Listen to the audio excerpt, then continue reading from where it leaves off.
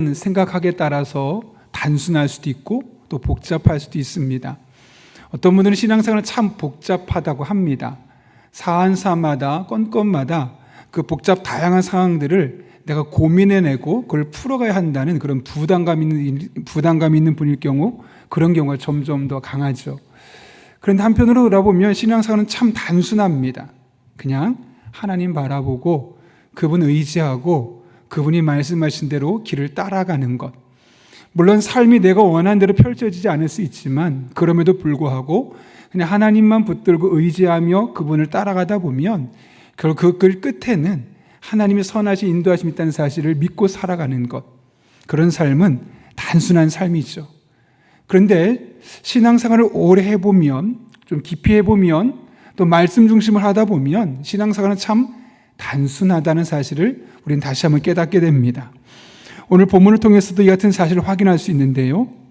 성전 건축에 대한 고레스의 조서를 확인했던 다리오 왕은 새로운 조서를 내리죠. 그리고 나서 이를 신속하게 진행하라고 명령을 합니다. 그 결과 멈추었던 성전 건축은 순조롭게 마무리되죠. 그런데 오늘 본문은 오늘 이것이 15절을 보게 되면 다리오 6년에, 다시 말하면 그들이 1차 성전으로 위해서 예루살렘으로 귀환하고 난 뒤에 무려 23년의 시간이 지난 후에 성전이 완공되었다고 말합니다. 어떻게 보면 그 23년이라는 시간 동안 너무나 길었죠. 그 중간에 멈췄던 시간이 너무너무 길어서 제대로 성전이 건축될 수 있을까, 그런 마음이 있었을 겁니다. 그런데 오늘 본문은 이 성전 건축에 대해서 어떤 건축이라고 말하냐면 형통한 건축이었다고 이야기합니다. 오늘 본문의 15절은 이렇게 14절은 이렇게 이야기하죠. 제가 약간 죄송합니다. 감기균이 있어서 이렇게 호흡이 좀 고르지 못해도, 유다 사람의 장로들이 선지자 학개와 이또의 손자 스가랴의 권면을 따랐으므로 성전 건축하는 일이 형통한지라 라고 이야기합니다. 성전 건축이 결국 23년이라는 시간이 지나서 완성되었지만 하나님의 관점에서 보기에는 형통하게 마무리되었다고 이야기하고 있는 것이죠.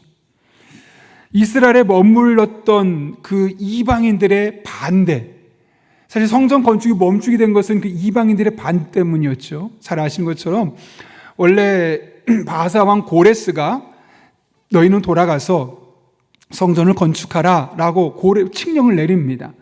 그래서 세스바살, 스룹바벨과 함께 왔던 사람들 42,360명이 성전 건축을 시작하는 중에 그들을 70년 동안 떠나서 바벨론에 떠나 있고 예루살렘에 이렇게 살고 있었던 그들이 성전 건축을 반대하는 겁니다. 그래서 총독을 찾아가서 저들이 왜 성전을 건축합니까? 라고 하면서 위기의식에 반대하게 되었을 때 그 총독이 왕에게 찾아가죠. 그때 왕은 이미 바뀌었습니다. 다리오로. 그 다리오 왕이 확인해 보겠다 하고 조서를 살펴보고 난 이후에 그 조서를 살펴보더니 이런 조서가 실제로 우리의 할아버지 때, 고레스 때 있었구나 라는 사실을 깨닫게 되고 명령하게 되었던 겁니다. 그렇게 무려 23년 동안 멈춰있던 성전 건축이 이제 성공적으로 세워지게 되었다라고 이야기하고 있는 것입니다. 여러분, 그것이 어떻게 가능할 수 있었을까요? 오늘 본문은 13절과 14절에서 이렇게 이야기합니다. 자, 13절 먼저 읽겠습니다. 시작. 다리오 왕의 조서가 내림에 유브라데 강 건너편 총독 다뜨네와 스달보스네와 그들의 동관들이 신속히 준행하니라. 계속 읽습니다. 유다 사람의 장로들이 성전 건축하는 일이 형통한지라 이스라엘 하나님의 명령과 바사왕 고레스와 다리오와 아닥사타의 조서를 따라 성전을 건축하여 일을 끝내되. 여기 보게 되면 성전 건축이 신속히 이루어지는 과정 중에 세 부류의 사람들의 이 합력이 있었습니다. 첫 번째는 다리오가 그 조서를 발견하죠. 그러나 자기 때 와서 이건 나 이렇게 하지 않을 거야 라고 말해도 누가 뭐라 할 수가 없습니다. 이미 할아버지 때 오래전 일이니까요. 그리고 그 이야기를 지금 말했을 때 신속하게 준행했던 사람이 누구냐면 유브라데 건너편 총독 다뜨네와 스달보스네입니다. 그리고 그들의 동관들입니다. 이들은 누구냐면 이 예루살렘에 살고 있던 사람들이 성전 건축을 반대했고 그들의 이야기를 듣고 그 이야기를 상소문으로 올렸던 총독입니다. 사실은 처음에 반대했던 사람들이죠. 이들 또한. 왜냐하면 이들 또한 여기 원래 예루살렘에서 살던 거주민들이 아니라 이주민 정책에 의해서 예루살렘에 살면서 거기서 70년 동안 그 가문이 융성하게 되어서 고위 관직에 올랐던 사람들이었기 때문에 그렇습니다. 그래서 그들은 어쩌면 예루살렘으로 돌아왔던 이스라엘 백성들이 그들의 땅을 빼앗고 그곳에서 성전을 짓고 융성하기 시작하면 쫓겨날 수밖에 없는 그런 상황이었기 때문에 그들 또한 반대하는 입장이었죠. 그렇게 첫 번째는 다리오 왕이 마음을 그대로 가졌고, 처음에 반대했던 총독 다뜨네와 스달보스네와 그들의 동관들이 그 명령에 따라 신속하게 움직였기 때문입니다. 또 하나는 세 번째인데 14절에 좀 전에 보셨던 것처럼 이스라엘 백성들, 함께 갔었던 그 이스라엘 백성들, 또 그 지역에 포로로 잡혀가지 않아서 원래 거주했었던 이스라엘 백성들의 장로들, 즉 지도자들이 선지자 학개와 이떼 손자의 권면을 따랐기 때문이다 이야기합니다. 다시 말하면 이 성전 건축이 형통하게 될 수 있었던 이유는 어느 한 사람만의 일이 아니라 그 세 부류에 속한 사람들의 일이 각자 주어진 상황에서 그 일에 매진하게 되었을 때, 그들의 힘이 협력하게 되었을 때 형통하게 완성되었다고 오늘 본문은 우리에게 말씀해 주고 있는 겁니다. 각자의 사람들마다 맡은 자리에서 자기 일을 감당하지 않았다면 이 일은 완성될 수 없었을 겁니다. 만약 좀 전에 이야기했던 것처럼 다리오가 나 안 할래 라고 말하거나 총독 다뜨네와 스달보스네와 그들을 따랐던 신하들이 그것을 들었지만 과거처럼 왠지 질질 끌면서 그 시간을 늘렸다면 이루어질 수 없었던 겁니다. 더군다나 무려 23년 동안 멈췄던 그 일을 다시 하자고, 다시 한번 해보자고 했을 때 그 이야기를 따라주지 않았다면 아마도 이 성전 건축은 이루어질 수 없었을 겁니다. 그러나 다리오가 또 스달보스네와 다뜨네를 비롯한 동관들이 또 유다의 장로들이 그 일이 23년 동안 물론 멈추긴 했었지만, 잠깐 장애는 있었지만 한마음이 되어서 그 일에 매진하게 되었을 때, 그리고 각자에게 주어진 역할들을 감당하게 되었을 때 오늘 본문은 성전 건축이 형통하게 되었다라고 이야기하고 있는 것이죠.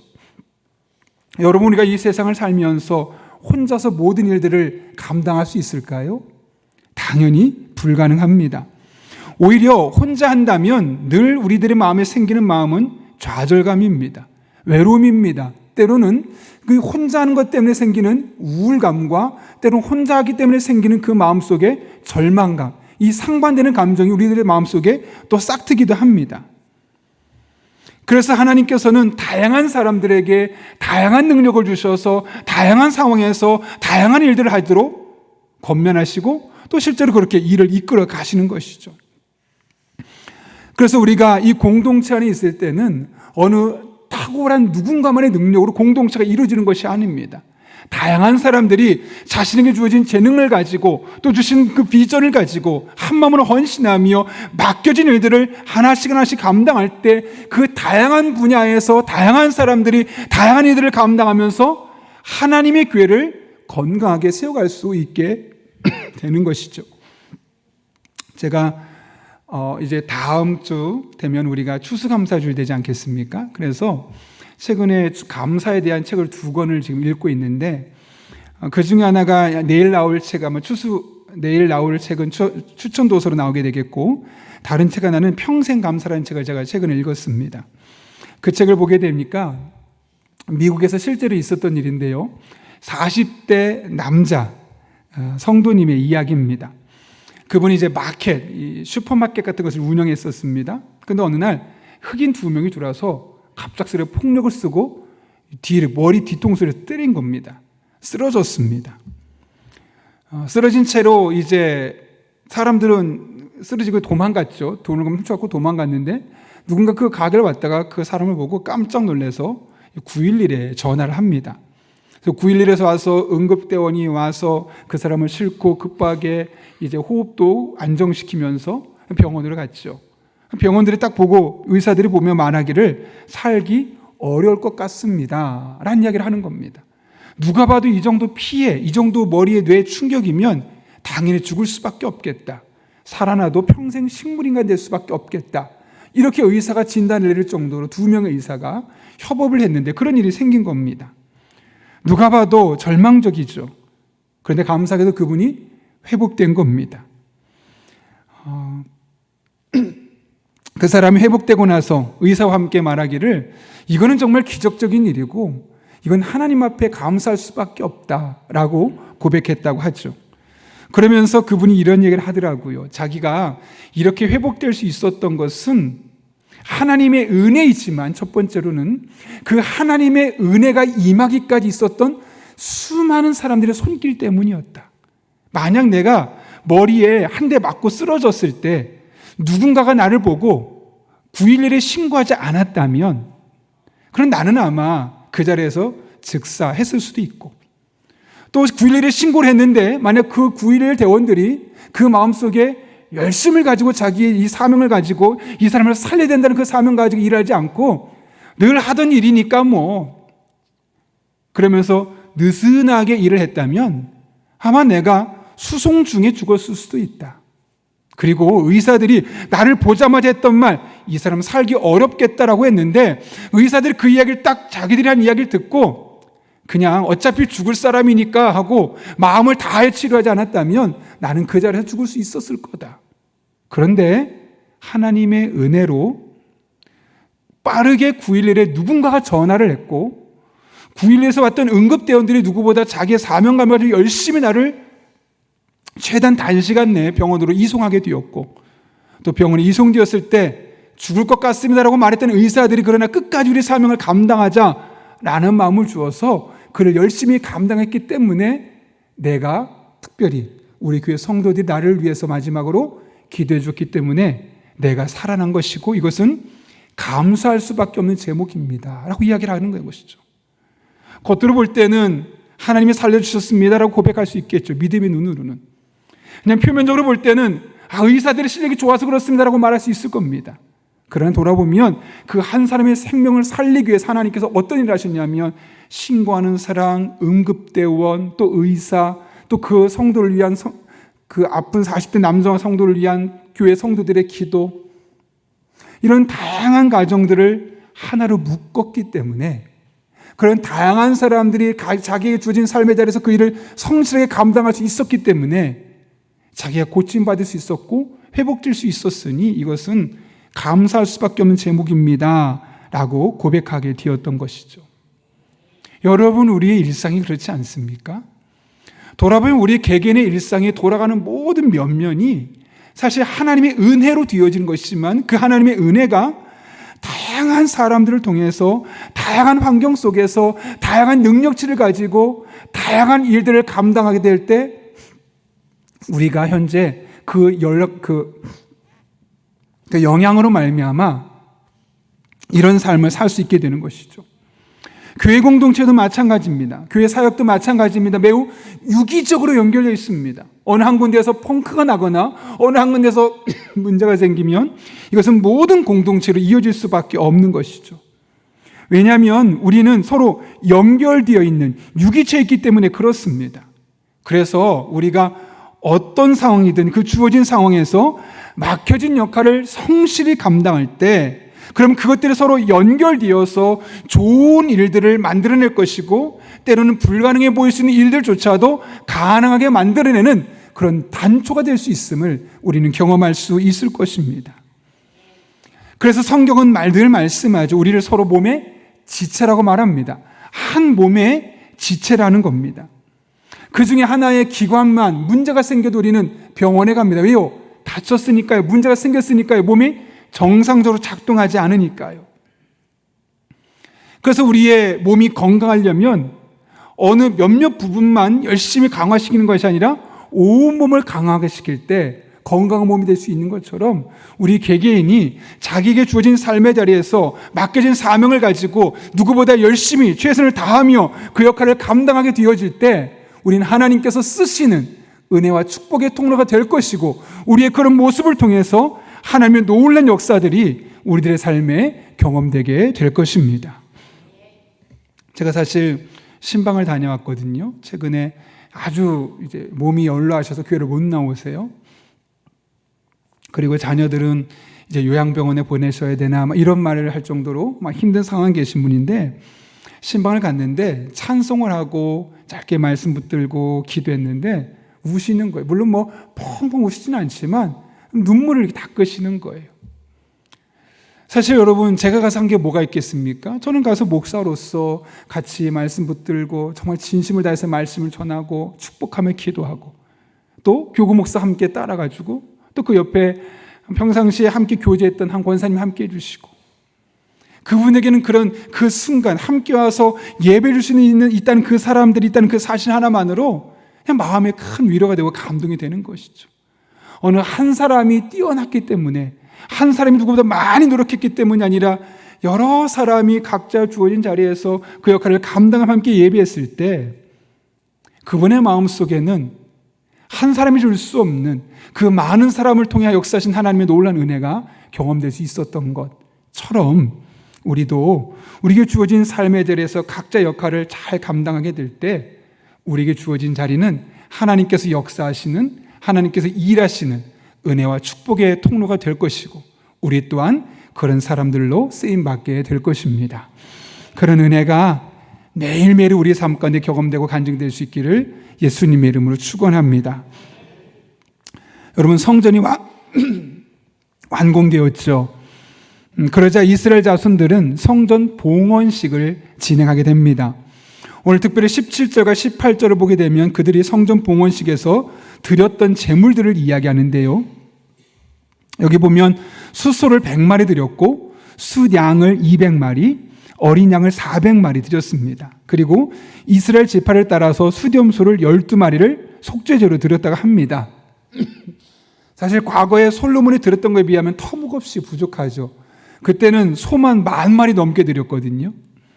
양은 40,000마리 넘게 드렸고 훨씬 더 많은 걸 드렸습니다.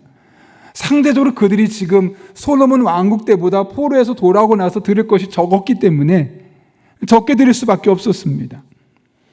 그런데 그럼에도 불구하고 계속해서 그들은 18절에서 제사장들과 레위인들이 순서대로 하나님을 섬겼다고 이야기합니다. 한번 18절 읽겠습니다. 시작. 제사장을 그 분반대로, 레위 사람을 그 순차대로 세워 예루살렘에서 하나님을 섬기게 하되 모세책에 기록된 대로 하게 하니라. 아멘. 여기 보면 여러 가지 제물들 드렸어요. 그리고 제사장과 레위인들을 순차대로 제사를 섬기게 하되 어떻게 했다고 했냐면 모세책에 기록된 대로 행하게 했다라고 이야기합니다. 다시 말하면 하나님께서 말씀하신 대로 그들이 이 순차를 정해서 그 역할을 감당하도록 규칙을 정하고 그를 시행하게 되었다는 것이죠. 여러분 잘 아시는 것처럼 북이스라엘 백성들은 아수르에게, 남유다의 사람들은 바벨론에게 멸망을 당해서 포로로 끌려갑니다. 그들이 이렇게 포로로 끌려가고 멸망하게 됐던 이유가 무엇 때문이죠? 국력이 약해서 때문입니까? 아니요. 국력은 언제든지 강해질 수 있었습니다. 그들이 그렇게 포로로 잡혀가게 됐던 가장 중요한 이유는 하나님의 말씀을 거부하고 자기 소견에 옳은 대로 본능을 충족시키는 삶을 따라 살려고 했기 때문에 결국 하나님을 저버리게 되었고, 그래서 그들이 포로로 잡혀갈 수밖에 없었던 것이고 북이스라엘과 남유다가 멸망할 수밖에 없었던 겁니다. 그런데 그들이 그 70년 포로 생활하면서 깨닫게 되었던 겁니다. 우리가 왜 이런 생활을 하게 되었는지, 어떤 생활이 정상적인 생활이고 우리가 궁극적으로 지향해야 될 생활인지를 그들이 알게 되었던 겁니다. 그들은 열심히, 열정이, 최선이, 융통성이 가장 좋은 판단 기준이 아니라는 사실을 깨닫게 되었던 겁니다. 무엇이죠? 하나님의 말씀을 삶의 중심에 놓고 살아갈 때 그것이 가장 우리들의 삶을 안위를 주고 평안하게 만들고 하나님의 은혜 안에 머무는 것이구나. 누군가는 열정이 중요하다고 말하고, 누군가는 최선이 중요하다고 말하고, 누군가는 융통성이 중요하다고 말하고, 누군가는 시대 흐름을 잘 따라가는 것이 중요하다고 말하겠지만, 다 중요한 것이지만 하나님의 말씀의 기준에서 벗어나면 그 최선과 열정과 융통성은 쓸모없는 것이 될 수밖에 없다는 사실을 그들은 깨닫게 되었던 겁니다. 무려 70년의 광야 생활을 하게 되면서. 그리고 나서 돌아와서 첫 번째 기준을 세우는데 그 기준이 뭐였다고요? 하나님의 말씀. 이 하나님의 말씀을 기준으로 우리가 이 역할을 감당하자. 다 모여보세요. 똑똑한 사람, 인사조직 전공한 사람 모여보세요. 자, 이 조직을 어떻게 나눌까요? 마케팅 전공한 사람 모여보세요. 다 전공자들 모여서 어떻게 할까? 많은 회의 필요하지만 그것이 기준이 아니라, 그들의 의견이 기준이 아니라 하나님의 말씀을 중심에 두고 그 말씀을 기준에 두고 첫 번째 일들을 그들이 결정하기 시작했다고 오늘 본문은 우리에게 말씀하고 있는 겁니다. 바로 모세책에 기록된 대로 그들이 일하고자 했음을 오늘 본문은 분명히 말씀하고 있죠. 그러고 보면 때로는 고난이 우리에게 참 필요한 것 같습니다. 왜냐하면 시련과 좌절은 우리 인생에 하나님의 말씀을 향하게 하고 또 우리 인생에 감초 같은 맛을 내기 때문에 그런 것이죠.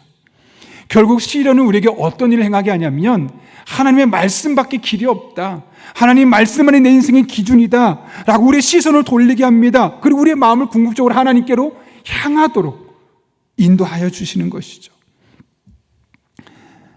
제가 읽고 있는 추천도서 중에 하나, 감사의 기술이라는 책이 있어요. 그 감사의 기술이라는 책을 보게 되면 이런 얘기를 합니다. 로마서 8장 28절 얘기 잘 아시죠? 하나님을 사랑하는 자, 곧 그의 뜻대로 부르심을 입은 자들에게는 모든 것이 합력하여 선을 이루시느니라 라는 말씀이 있어요. 이제 그런 이야기를 하면서 그 책의 저자가 뭐라고 말하냐면 우리들의 삶에 많은 어려움들이 있다는 거죠. 시련들이 있다는 거죠. 아픔이 있다는 거죠. 낙심하게 만들고 좌절시키는 일들이 많이 있을 수 있다는 거예요. 그런데 그럴 때 우리가 할 일은 뭐냐면 모든 것을 합력해 선을 이루신다는 그 하나님, 또 그 하나님의 말씀을 우리들 삶의 중심에 두고 바라보기 시작하면 좌절이 보이지 않는다는 거죠. 낙심이 보이지 않는다는 거죠. 고난이 보이지 않는다는 거죠. 아픔이 보이지 않는다는 거죠. 오히려 그런 과정을 통해서 뭐라고 말하냐면 결국 모든 것을 합력해 선을 이루신 하나님, 우리가 만날 수 있다는 거죠. 여기서 말하는 선은 뭐냐면 이 히브리어로 번역하게 되면 창세기에서 하나님 세상을 만드시고 보시기에 좋았더라라고 말씀하셨던 토부라는 단어로 바꿀 수 있다는 거예요.